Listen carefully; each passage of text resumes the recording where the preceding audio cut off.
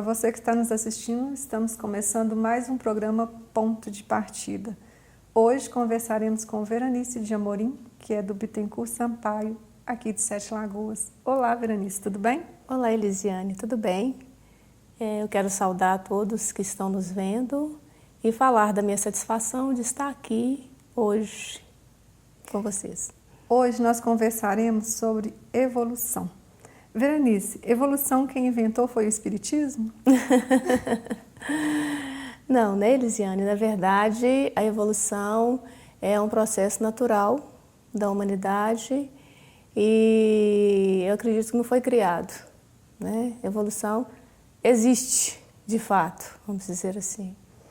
Porque quando a gente vê falar em doutrina espírita, quando a gente vê falar em centro espírita, muitas obras que a gente lê, a gente vê sempre presente essa urgência, né, de evoluir, de estar evoluindo. O que quer dizer isso na prática? Na verdade, né, quando você perguntou se foi o Espiritismo que criou a evolução, na verdade a evolução ela vem sendo discutida pela ciência, por outras religiões, e na doutrina espírita a evolução para nós é o objetivo fundamental da existência, né? É exatamente essa possibilidade de modificar, transformar, aperfeiçoar. E nós, enquanto espíritos imortais, nós temos essa possibilidade. E quando a gente fala em evolução, então ela é para todos? Sim, desde os reinos minerais, vegetal, animal, hominal, né? A evolução é esse processo progressivo e em escala, vamos dizer assim, né? Porque nada é como sempre foi, tudo muda, né? Como diz a música do Lulu, tudo muda o tempo todo no mundo, né? E enquanto espíritos imortais, nós estamos nessa busca, mesmo que inconsciente, de mudança, de transformação, né? Para nos adequarmos à proposta do nosso Pai, que é Deus, que é estar aperfeiçoando cada vez mais. E por que às vezes a gente tem a impressão que algumas pessoas não evoluem? Tá, é porque na maioria das vezes os nossos olhos fixam as pessoas no externo, né? E a evolução, na verdade, ela se inicia no inconsciente, no íntimo, na alma, que somos nós. E por mais que observemos atitudes, posturas que indiquem que o outro não está caminhando, o Espírito Emmanuel nos diz que nós evoluímos, mesmo que não queiramos. E como que é esse processo, por exemplo, quando eu me nego a evoluir? Tá. Então, nós temos que buscar a questão da liberdade de escolha, que é o livre-arbítrio, né? O espírito ou o ser humano, ele pode se negar a evoluir, ou seja, ele estaciona, ele para por um tempo determinado, até o momento em que a espiritualidade superior entender que ele precisa caminhar. E voltando ainda ao Emmanuel nos diz que por mais que não queiramos caminhar, as condições, o meio nos arrasta e nos conduz à evolução. Porém, como você diz, de indivíduo, chega um momento em que ele é compulsoriamente convidado a evoluir. Aí ele passa a ser obrigado, digamos assim. A evolução proposta pela doutrina espírita é a mesma evolução que a humanidade nos propõe? Bom, na verdade, se nós formos olhar a humanidade, nós podemos observar a evolução no sentido material, né? Algo externo, meios de comunicação, de transporte, tecnologia, por aí vai. Dentro da doutrina espírita, o ponto, o foco, o objetivo é o crescimento moral, é o crescimento individual, porque compreende-se que a partir do momento que o indivíduo transforma-se, ele transforma o meio. E o interessante ou o bacana dessa questão é porque eu posso melhorar-me independente do outro que está do meu lado. Mesmo que ele não queira melhorar, eu posso melhorar-me, porque é um trabalho individual e intransferível. Eu acho que uma das coisas que a gente menos gosta de ouvir é que a gente está antiquada, né? Que a gente não está evoluindo. A gente ouve muito isso socialmente, essa questão moral também de alguns costumes de época que às vezes a gente não se adequou e a pessoa fala que a gente está atrasada, né? Uhum. Aí no caso, então, essa evolução social também não é a que a doutrina propõe. Na verdade, nós podemos dizer que, como a doutrina espírita, ela é uma doutrina progressiva e tem o foco no ser humano, a evolução social ela é vista como algo positivo, porque está dentro da lei de progresso, dentro da lei de sociedade. Agora, enquanto crescimento individual, a evolução do espírito, dos nossos conceitos e valores é principal. Porque de nada adianta eu estar evoluída externamente, ou estar na moda, não estar antiquada, inadequada, e por dentro, intimamente, estar atrasada. Então quer dizer que nem tudo que está na moda significa evolução. Ah, verdade, verdade. Porque, por exemplo, a Boa Nova, que é a mensagem de Jesus, é algo que é atual e é moderno, e para muitos é antiquado.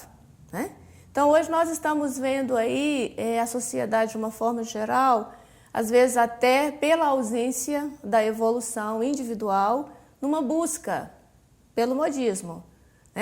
E às vezes torna-se uma massificação, às vezes as pessoas estão evitando de raciocinar, então vai pela massa, pela lei do conforto, ou lei do menor esforço. Então, estar na moda, socialmente falando, não quer dizer necessariamente que eu estou dentro da proposta de crescimento do Evangelho e também da doutrina espírita. Quando a gente pensa em evolução, e você diz que a gente pode observar essa evolução pelas coisas materiais que nos cercam também, é uma proposta também do Cristo, essa evolução material do mundo?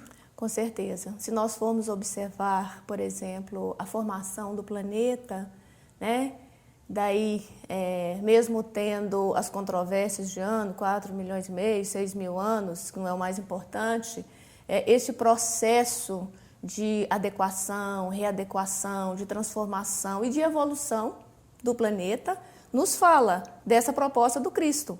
Porque, na verdade, o que o Cristo espera de nós é que nós caminhemos para chegar o mais próximo dele possível. E sem essa evolução, sem essa mudança, fica impossível.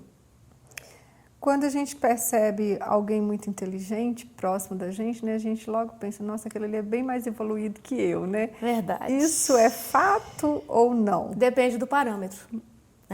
Se o meu parâmetro é intelectivo, com certeza podemos afirmar que ele é bem evoluído, intelectualmente falando. Agora, dentro do contexto do Evangelho e do contexto doutrinário, a questão da evolução perpassa pela moral. Porque, às vezes, por mais que a pessoa seja desenvolvida intelectualmente, que tenha capacidades, que tenha dons, às vezes as questões morais estão bem aquém, não está acompanhando essa evolução. E quem é pai, quem é tio, observando as crianças ali, já tem como perceber como que pode ajudá-las nessa questão da evolução? A pergunta é ótima.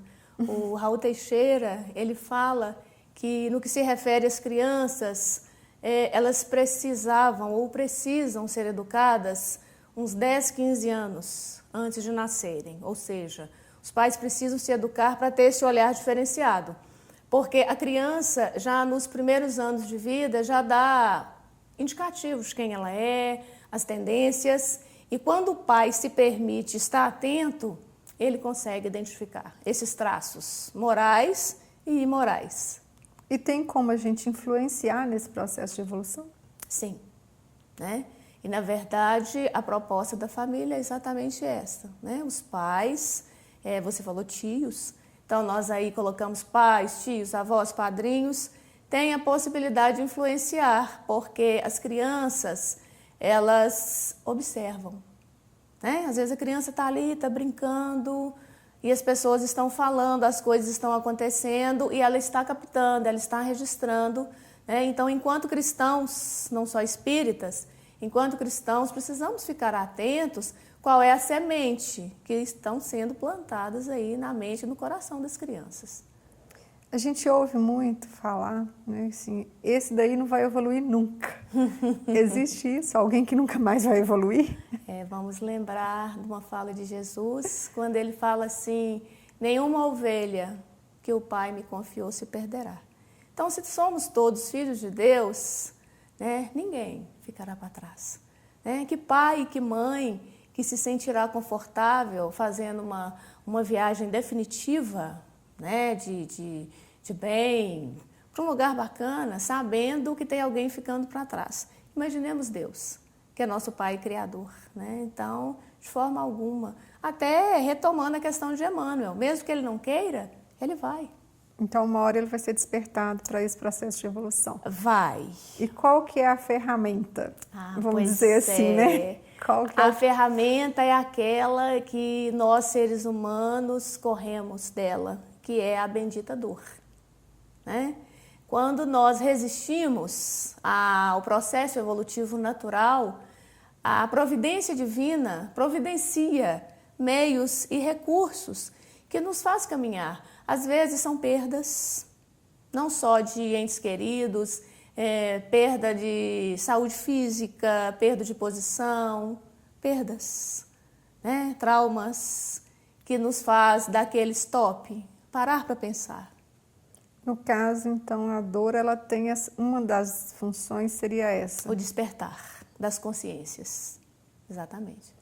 Porque a gente, ao invés de ficar parado, vai correr para resolver aquela dor. Seria isso? Na verdade, vamos imaginar alguém com uma dor intensa, né? Semelhante a uma cólica de rins, aguda, uma dor crônica, né? Que é lacinante. Ninguém dá conta de ficar como nós estamos aqui sentadas. Então, procura-se o recurso, um medicamento, um médico, algo que atenue. Então, é neste momento em que a criatura que não quer andar baixa a guarda e desperta, né? Que precisa de algo mais para poder caminhar. As pessoas, elas hoje em dia, elas têm muito pouco tempo, né? Então, assim, às vezes elas não param para refletir. Quais são os indícios de que eu estou começando a ficar parada e não estou cuidando da minha evolução? Legal. Como é que eu não estou caminhando, né? Isso. Quando você fala que hoje, né, na atualidade, as pessoas estão tendo pouco tempo, na verdade, o que acontece é que nós estamos tendo dificuldade de priorizar. E, às vezes, vamos acumulando coisas, às vezes inúteis, às vezes desnecessárias, e não temos tempo para nos ver. Né? Então, como que eu sei que eu caminhei? Como que eu observo que o outro está caminhando?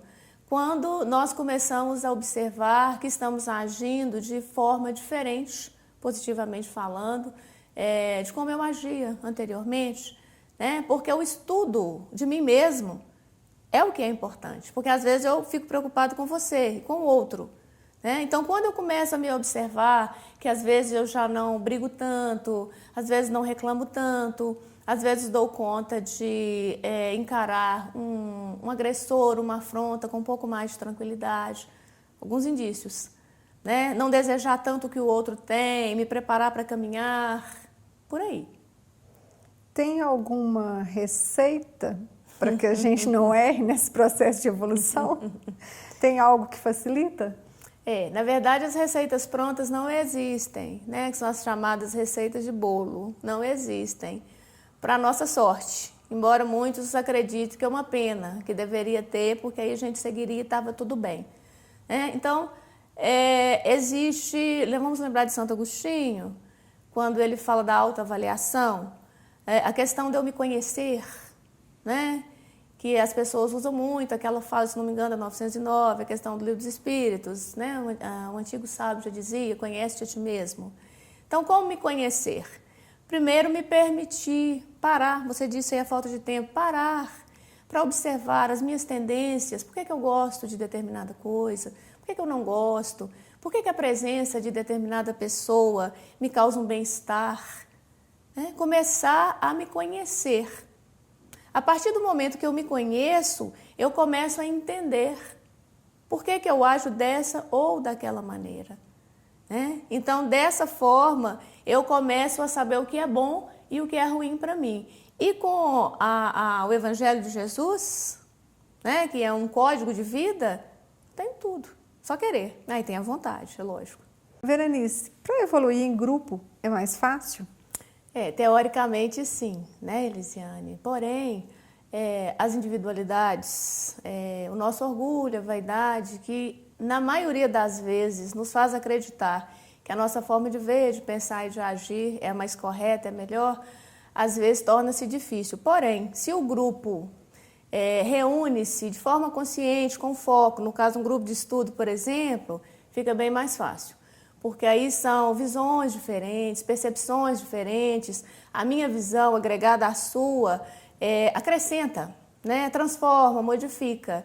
E na questão do grupo, eu penso que é importante considerar as questões familiares, né? Que não é por acaso que nós estamos inseridos em um grupo familiar, exatamente para que a soma das aptidões nos auxilie a caminhar. Embora algumas pessoas pensem que o grupo familiar serve só para aparar as dificuldades, encontrar desafetos, muito pelo contrário, né? Então, grupos afins. Quando a gente pensa nessa questão da evolução e a gente começa a observar o mundo ao nosso redor, às vezes a gente pensa que Deus foi injusto, porque para por exemplo, ele deu condições financeiras, deu várias condições para ele poder ter mais tempo para estudar, para evoluir. Aos outros parece que foram punidos, né, com falta de tudo. Isso atrapalha a evolução? Tem algum erro nessa questão? Na verdade, essa forma de ver, né, essa questão da justiça divina é um desvio do nosso olhar. E é onde entra a questão da reencarnação, da lei de causa e efeito, do livre-arbítrio e a própria evolução, que são princípios básicos da doutrina. Se nós formos olhar como a vida sendo uma experiência única, uma única vida, Deus estaria sabotando muitos dos filhos dele, né? Injustamente. Porém, como nós estamos aí num processo de idas e vindas em outras vidas, sabemos que cada um recebe a ferramenta que precisa para caminhar e para evoluir, que é o tema em questão. Então, aquele que tem mais poder aquisitivo, que tem mais aptidões, são as ferramentas que ele tem e que vão ser suficientes para a caminhada dele. E quanto àquele que vem com as restrições, que são várias, são múltiplas, também é a ferramenta que ele precisa para caminhar. Porque dentro da visão espírita, nós estamos aqui recapitulando as nossas vidas. Então, vamos dar um exemplo prático. Imaginemos que numa vida anterior, eu fui aquela inteligência suprema que você disse no início, extremamente inteligente. Mas aproveitei de maneira inadequada, trouxe dor, sofrimento, perdas para outras pessoas. Para que eu possa caminhar, né, cria-se mecanismos de bloqueios dessas capacidades intelectivas que eu tenho. Então, na presente vida, eu venho com restrição. Não quer dizer que eu não seja inteligente. Eu estou temporariamente restrita. Então, essa portinha aí está fechada. A ausência do capital intelectivo é que vai me auxiliar a caminhar. Então, olha a justiça divina. Porque se me concede a inteligência, eu vou fazer tudo de novo, ou pior. O que nos parece, então, equivocado é a nossa falta de visão. Sim.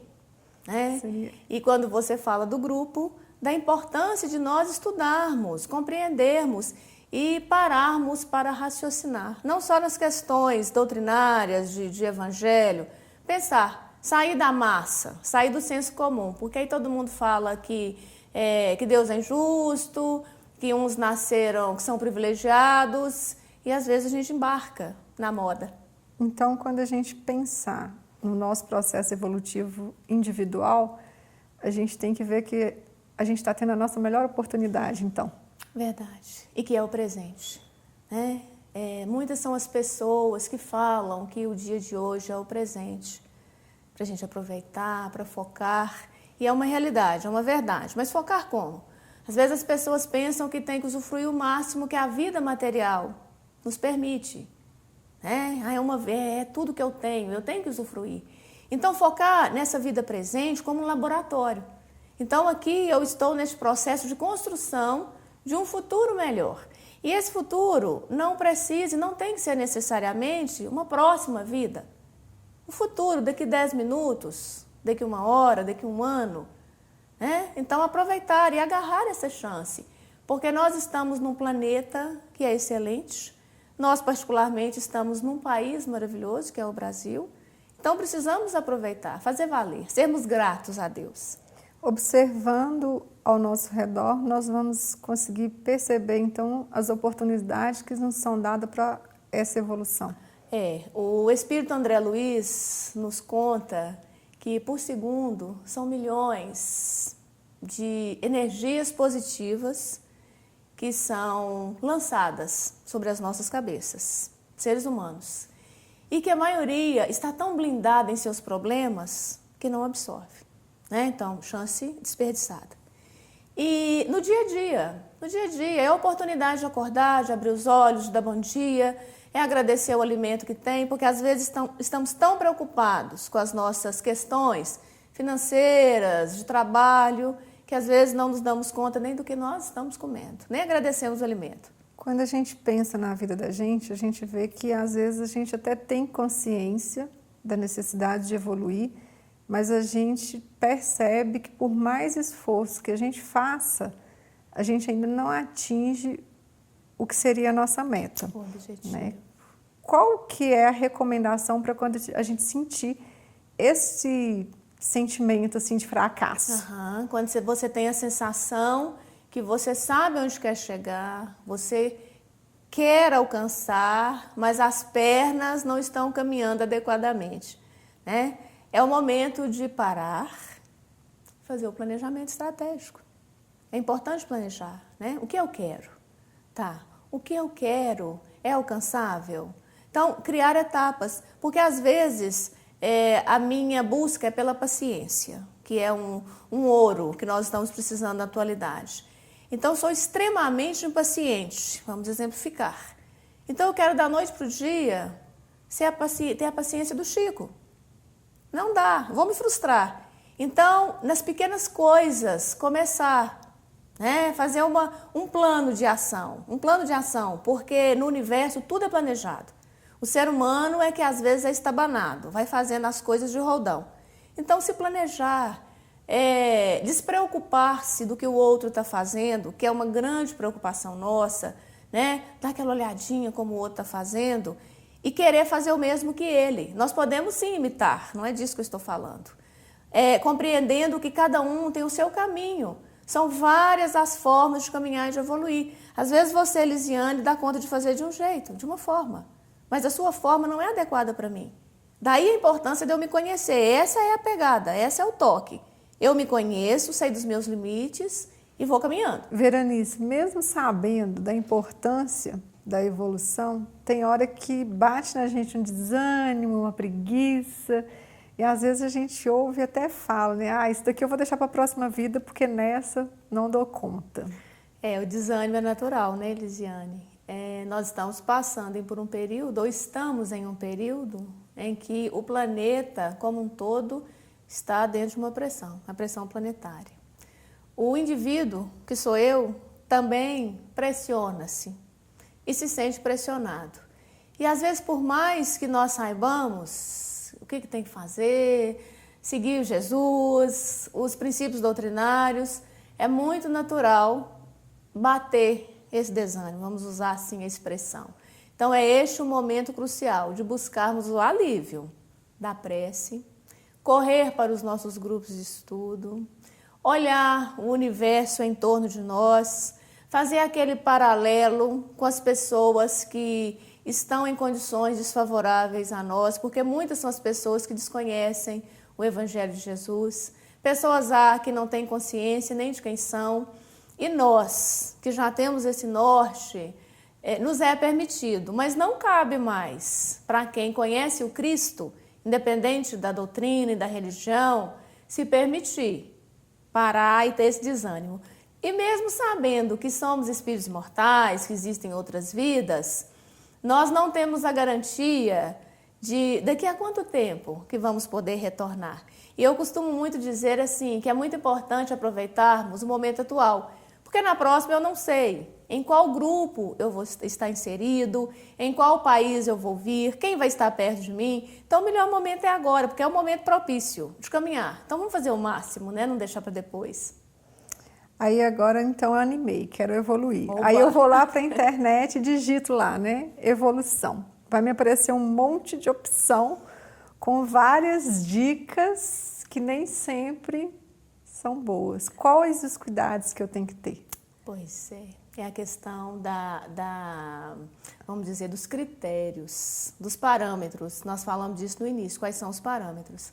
A partir do momento que eu busco um conhecimento doutrinário, que é o nosso caso, o correto é que eu esteja atenta às obras básicas, né, que são as obras basilares da doutrina. E a partir do momento que eu começo a ler, que eu começo a estudar, porque às vezes a gente nem estuda, mesmo eu lendo, já começa a ter uma base. Então eu preciso buscar uma base para eu ter discernimento. Porque não é só porque está lá falando que o site é espírita ou está falando de Jesus que vai estar trazendo conteúdo confiável, né? Não só a internet, Elisiane, me permita ampliar as obras impressas também. Então, às vezes, pego os livros, está lá, psicografia, espírito tal, obra espírita, e quando vai olhar a fundo, fazer uma análise de conteúdo sério, não tem nada, né? E a internet é uma ótima ferramenta para quem sabe usar.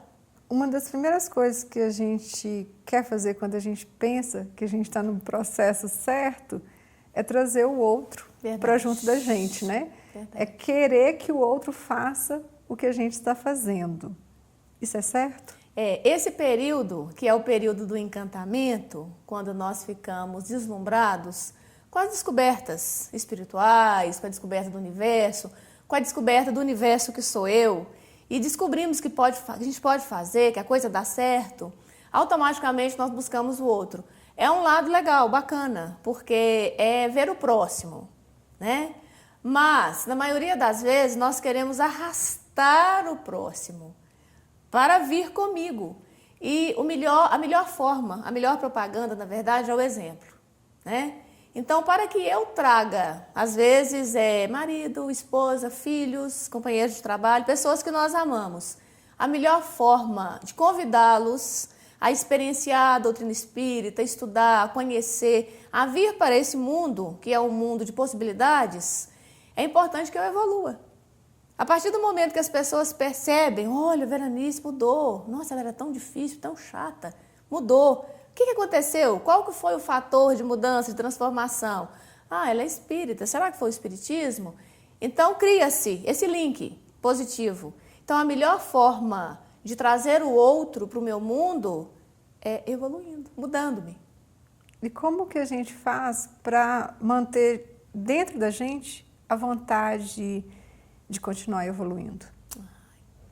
Primeira coisa, eu preciso querer mudar, né? Querer evoluir. Então, manter acesa em mim a chama da vontade.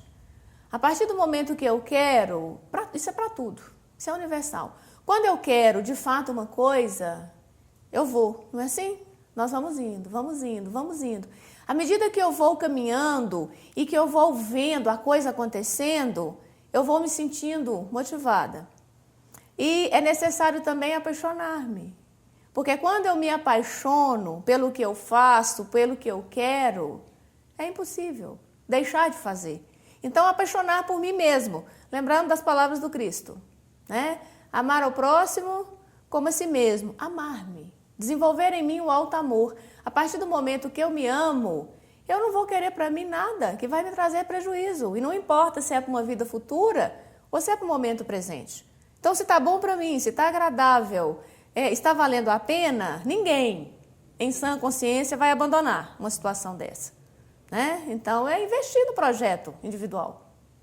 Veranice, está terminando o nosso tempo, Que né? pena. Gostaria de agradecer a sua presença. E qual a sua mensagem final para quem está nos assistindo?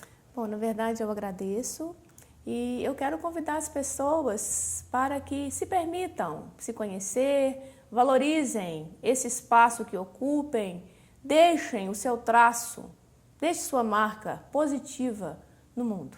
Obrigada, Veranice, pela sua participação. Para você que está nos assistindo, terminamos aqui mais um programa Ponto de Partida. Se você se interessou pelo assunto, procure um centro próximo de sua casa e bons estudos. Até o próximo programa Ponto de Partida.